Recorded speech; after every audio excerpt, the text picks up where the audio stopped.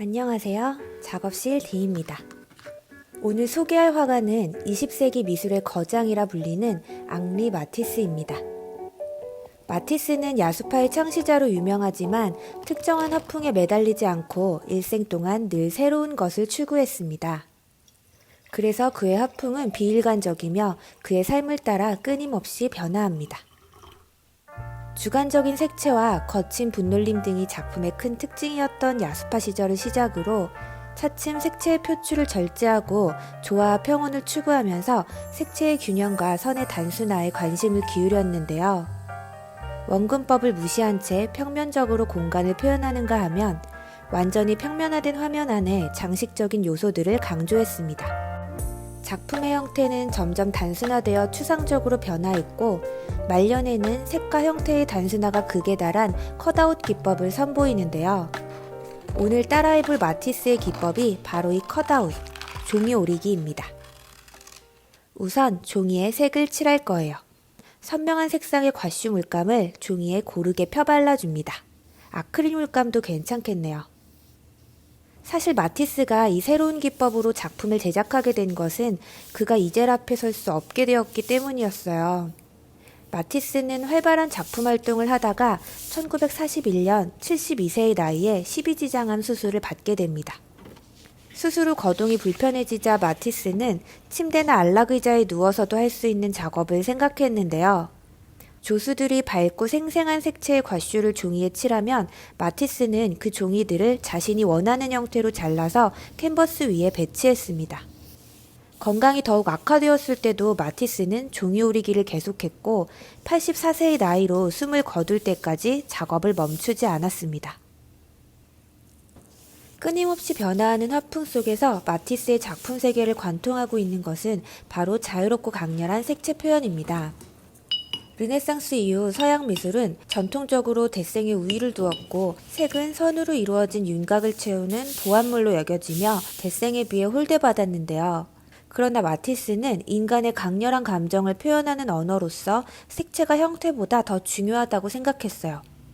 원시적인 생명력의 표현으로 색채의 자유로움을 제시한 고갱과 내면 세계를 표현하기 위해 주관적인 색채를 사용했던 고흐의 영향을 받아 마티스는 한층 대담한 색채를 사용하게 되면서 1905년 야수파를 결성합니다.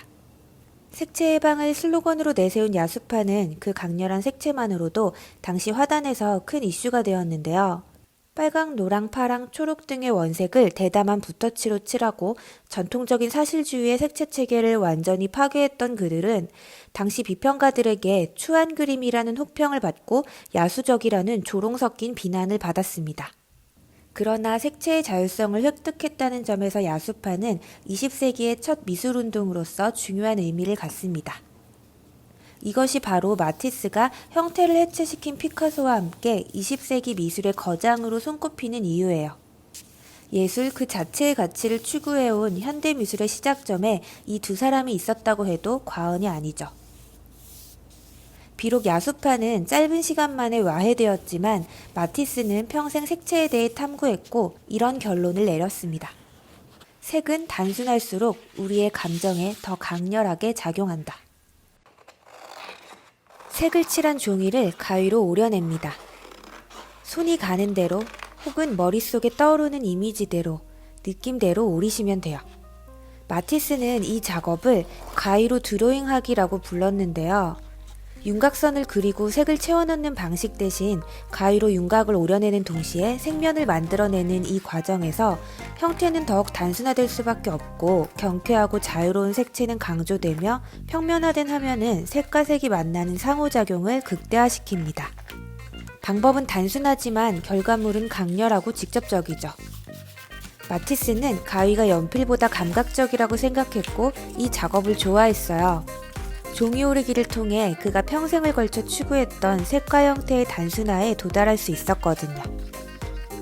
잘려진 종이 조각들을 손이 가는 대로 배치합니다. 영감을 떠올리며 원하는 구성이 나올 때까지 이리저리 배치한 후 조각을 붙여서 완성하면 돼요. 오늘 저의 테마는 바닷속이에요. 느껴지시죠? 바다를 떠올리며 종이를 오리고 오린 종이를 배치하지만 계획하지는 않습니다. 이 컷아웃 기법의 가장 큰 매력은 바로 즉흥성에 있어요. 오려낸 조각들이 서로 다른 조각들과 자연스럽게 어우러지며 스스로 이야기를 만들어냅니다. 그 과정이 마치 즉흥적으로 리듬을 만들어내는 재즈와 닮았다고 해서 마티스는 1947년 출판한 자신의 아트북 제목을 재즈라고 짓기도 했어요. 한정판으로 제작된 이 책은 마티스의 포트폴리오 북으로 서커스 등에서 영감받은 20가지의 컷아웃 작품과 마티스가 손으로 직접 쓴 짧은 글들로 구성되어 있습니다. 그런데 이 작품들이 다 무엇을 의미하는지 궁금하지 않으세요? 이건 가장 유명한 작품인데요. 제목은 이카루스입니다. 추락하는 이카루스를 이보다 간결하게 표현할 수 있을까요? 그리고 이 작품은 공중고개사를 표현한 거예요. 서커스를 보며 신이 난 어린 마티스의 심경이 그대로 전해지죠? 그럼 마티스를 따라하고 있는 이 작품들이 각각 무엇을 표현하고 있는지 맞춰보실래요? 이건 바닷속 인어들이고요. 이건 사람이 된 인어공주.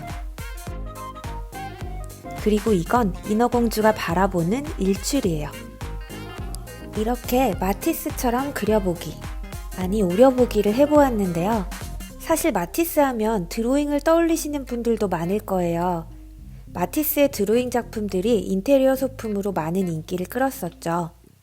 흐르는 듯한 긴 선으로 한 번에 그려진 마티스의 드로잉이 심플하면서도 편안한 느낌의 미니멀리즘 인테리어에 잘 어울려서일까요? 마치 춤을 추듯 부드럽고 리듬감 있는 선으로 단번에 그려내고 있는 마티스의 드로잉은 아주 단순하지만 장식적이고 우아한 느낌을 줍니다. 마티스는 정확한 비례나 이목구비, 빛과 그림자를 표현하는 것에는 관심이 없었어요. 오직 선으로 말하고 있습니다. 그런데 마티스의 작품들을 보면서 이렇게 느끼시는 분들도 있을 거예요. 이건 나도 할 수 있겠는데? 마티스는 사람들이 이건 그리기 쉬운 그림이야 라고 말할 수 있는 그림을 그리고 싶어 했습니다. 힘들여 작업하는 적이 전혀 보이지 않는 가볍고 유쾌한 작품을 남기고 싶어 했죠. 그리고 평생에 걸친 연구와 노력으로 결실을 이루어냈습니다. 사람, 음악, 놀이, 즐거움. 마티스의 그림들에서 꾸준하게 등장하는 소재들인데요. 이를 통해 인생의 즐거움과 평온함을 추구했던 마티스의 인생관을 알 수 있어요. 마티스가 활동하던 시대는 두 번에 걸쳐 세계대전이 발발했던 서구사회의 격동기였지만 그의 그림에서 당시의 사회적 정치적 혼란이나 어두운 분위기를 찾아볼 수 없습니다. 그림이 아름다울 필요는 없지만 보는 이에게 기쁨과 웃음을 주어야 한다고 생각했던 마티스는 그림을 통해 암울한 사회적 분위기와는 다른 낙천적인 세계를 보여주고 있어요. 병으로 고통스러워하던 때에도 그의 작품에서 창조력이 약해진 조짐이나 슬픔의 흔적은 전혀 찾아볼 수 없는데요. 오히려 이 작품들은 그가 평생 동안 그린 그림들 가운데 가장 혁신적이며 평화롭고 낙천적입니다. 내가 꿈꾸는 미술이란 아무런 걱정, 근심 없이 편안하게 머리를 누일 수 있는 안락의자 같은 작품이다. 마티스의 작품을 보고 있으면 마치 휴식의 공간에 있는 듯 편안하고 안락합니다. 현재까지도 마티스의 작품이 여전히 큰 사랑을 받고 있는 이유는 고된 일상에 지친 우리들에게 그가 위로가 되어주기 때문 아닐까요?